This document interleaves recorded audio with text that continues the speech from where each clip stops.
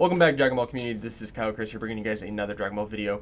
Today, I'm going to be going over, as you guys can see by the title, the best 5 decks currently in the format. Now, this is obviously opinionated. I took some data and some placings into consideration, but just in my opinion, what the best 5 decks are currently in the format. So make sure you guys like and subscribe. Let me know what you guys think. Let me know if you guys agree with me. If you guys disagree with me, love to hear about what you guys have to say in the comments below. So how this is going to work is doing one deck per color, and so you have 5 decks, one per color, and basically picking just the best deck for that particular color. Giving a little bit of a breakdown, kind of giving a little bit of a deck listing, just kind of as a template, so people can check it out. You can stop if you want to. You want to stop on that deck profile, so you can copy it, go right ahead. These are maybe not the best deck when it comes to ratios. Not including any sideboard stuff in there as well, but just kind of an idea of what one of these decks could look like. Now, if you guys don't see a deck in this video and you guys think that is the best deck in the color, I will be releasing, hopefully over the course of the next week or two, a video for each color. So I'll be picking like 3 to 4 different decks per color and kind of just going over them and just the leaders and the concepts and what they are being played on. Now, we are about three events in currently at the recording of this video. Gonna be 4 in the next week, just big events, not including locals or anything else like that. So we've had a good amount of data to go over to find out which decks are actually good or which decks are not good. But just keep in mind, just because the deck's getting played a lot doesn't make it good, doesn't make it great tier 1, but just because the deck is not being played doesn't mean it's not good. So there is a weird gray area in there, so just keep that in mind. So the first deck we're going to talk about is going to be Big Old Dark Broly. This is predominantly probably the best deck in the format. This is the best black deck in the format for sure. This deck has everything you could possibly want from any type of color deck. Truthfully, you have board removal, you have hand destruction, you have burn damage, you have the ability to consistently swing for 30k base, which is incredibly powerful because there's no other deck in the format that has that sort of potential where you can play out a card for 1 energy, has an effect, and now you can swing for 30k without having to combo anything. Early game, your opponent is just going to take that damage, but late game, they're not going to want to take 30 damage. They're going to need to save their life. They're going to need to be able to use it for other things. And having the ability just to swing for 30k is nuts. Not including some other tech cards that you see in here, like the Migra. The Dark Broly here, which came out of the expansion box, is one of the newest cards that really puts this deck over the edge. You can evolve on top of one of these cards here. And then you get to rip a card from your opponent's hand, board, and drop area. And if they don't fulfill all 3 of those actions, they have to burn life. Very powerful. And it's also 30k. You can play the heartfelt play in this. I'm not going to go into that because I'm not a Dark Broly player, but you can watch, there's like 30 other people who've made videos on why Heartfelt Plea is good and why it's not good. I think the card is good, just for my own opinion. I think it's good. I think it should be maybe a 2 of, because you can do it on your awaken turn. And with Dark Broly, you're really not wanting to awaken until you absolutely have to, because you don't really draw as much on your unawakened side. Now, the 2 cards you see here that have the little broken images, I'll put them on screen here. The one here at the bottom is Piccolo Savior from Beyond, which is a Unison. Black Unison came out as a promo with SS4 Gohan, I think, for set 11. Very cool card. I don't know all the actual abilities for it. I know it draws, I know it pitches cards to the drop area, I know you can make your opponent warp battle cards. It's a very powerful Unison, and for this deck, it's probably the best Unison you can run, truthfully. I don't think the other 15k, the Broly, is as good as this Piccolo here, just because you're able to discard and draw, and it just makes it a little bit better. The other one is going to be Mask Saiyan Brainwash No More, which is, I'll put that on screen as well. That's your out for playing against Reboot Gohan or playing against anything that's going to be swinging for, trying to swing for quad strike, triple strike, double strike, trying to go for game. You tap 1, I believe you pitch a card, and then you can't take damage for the turn, or you can't take damage from those type of abilities. Very powerful card. Gives black an out as a defensive tool, just in case you don't have a negate and your opponent decides to combo their whole hand. You just pop that down, you can't die. So Broly, like I said, Dark Broly so far has been probably the best showing. It didn't really come out as being a powerful deck until the end of set 11, where people started to see that this deck was very powerful. And truthfully, it has a very weird floor and ceiling. So it has a very high floor, which I believe is good in the sense of like success rate. So it has a very high floor when it comes to I'm sorry, a very very low floor when it comes to being able to pick this deck up and play, because outside of like price wise, this deck's not very difficult to run. There is a big difference between a very very good Dark Broly player and a very very novice Dark Broly player. But even with having a novice Dark Broly player, it's still very difficult for most decks to just get over, swinging with 30k all the time. So it's a good deck for that reason. Next deck here is going to be the red deck, which is going to be Red Broly. This one is, depending on who you talk to, some other people may have different opinions on it. Some people think this deck is completely terrible. Some people think it's really really good. Some people think it's average. I personally think this deck is very very overpowered. Not overpowered, but overwhelming. And it really puts your opponent in a bad spot, because you have a leader that has crit. You have a deck that has a concept when it comes to hand destruction and crit, which is a very very poor dynamic for Bandai to create. And hopefully in the future we don't get that. It's like playing against Old Lord Slug, where it's a weird form of hand destruction where you can swap into things to make you pitch more cards. The difference is you do get the cards back at the end of your turn, but you don't get to use those cards at all. And they go to the warp, so it's not like they go to the drop area. So you can't, like, if you have draw lapes in your deck and you just, drop draw lapes, you can't draw with them next turn because they're going to be in your warp. So the deck is very straightforward, which is maybe why not a lot of people are playing it anymore. It's not having as many placings, but it's also not having as many players as before. I think people are, whether it's the price, because Piccolo Jr. and then this card right here, which is the TP, the Broly Astonishing, whatever, the other one drop. Cards are extremely expensive. The Secret Rare here, which is actually not needed, I feel like, in the deck anymore. You don't really need to run this card here, because you're never really going to get to this point. But these two cards here make the deck clearly over $200 by itself, and then everything else is pretty cheap unless you're trying to max rarity your deck. But this deck just has it just has one gear in its turbo.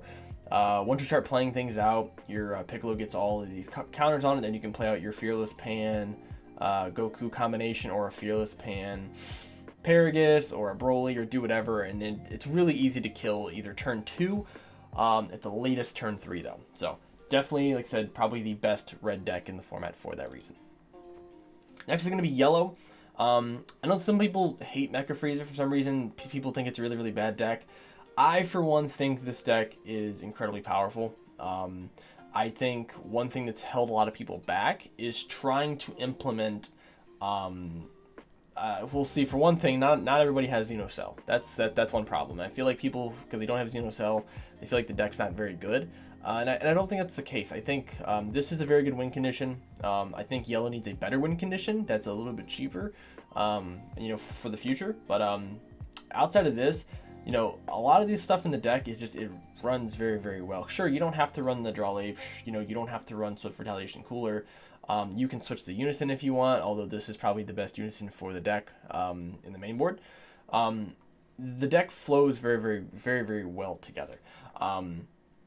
Finding that the deck is playing very well into things like Red Broly and Dark Broly, which is why it's very popular. But now, since Red Broly is kind of falling off, I feel like this deck has to change its identity, and I think it can. I think it's one of the best things about it, because Mecha Frieza is the yellow leader, is really the yellow leader that we've been waiting on. It's the reboot Soul Striker of yellow, meaning that it can work with any good yellow stuff. So because of that, it's not tied to a single archetype. You can just take any of the good yellow stuff and just put it together and make a deck. And I think people are kind of confused, maybe not confused, but they just don't feel like they have the knowledge, or they're scared to create something that's not very good or wasting their time. And I know that's one big thing with card games, that you'll find a lot of people will, they won't, go away from the norm or the standard because they don't want to, out themselves as a bad player or something. Just try different things, and that's what playtesting and going to locals really does. It allows you to play different stuff. So if you look at a list like this, which this is a list that I would not play. I would not play 4 Draw Apes in here. This was just kind of a concept that I came up with just to give you kind of an idea of things that you can play in the deck. Or just what a deck list would look like. But I think the Lord Slug stuff is amazing. I think the package of Universe 9 stuff is amazing. I think it just gives you so much value. The Vegeta Unison allows you to beat almost any, tall deck in the format, or at least allows you to expand the game out farther. But yellow really, outside of Xeno Cell and using some weird like double strike type of stuff, it's really hard for yellow to end games unless you're able to just tap out all their energy. But like I said, I think this is the best deck in yellow. There is another deck which we'll talk about in the yellow meta breakdown that has the ability, I feel, to be the best deck in the format. I just think Mecha Frieza just inches it out just by a little bit. We're going to green. This is very, very controversial, I feel. And my pick is green Gotenks. Now, we've seen very little green showing in a lot of these tournaments. We've seen a lot of red decks running green strategies, which may be why we haven't seen a lot of green currently. Outside of the Turles topping in the first PPG tournament, we haven't really seen green just perform very highly, and no one's playing green Gotenks, and it confuses me as to why. I know the one big reason is because green Gotenks has a terrible matchup against Dark Broly, and because Dark Broly is so heavy in the meta, it kind of gets demolished that way. It has a very good matchup against Red Broly, I feel, and for Mecha, it's kind of in the middle. It just depends on how that person plays. Green Gotenks is a very powerful deck. It's very straightforward. It's kind of the same concept as, not the same concept as Red Broly, but the fact that you can play, you kind of have the idea of how Green Gotenks is structured out, where you're gonna play, you're going to use your Goku to draw.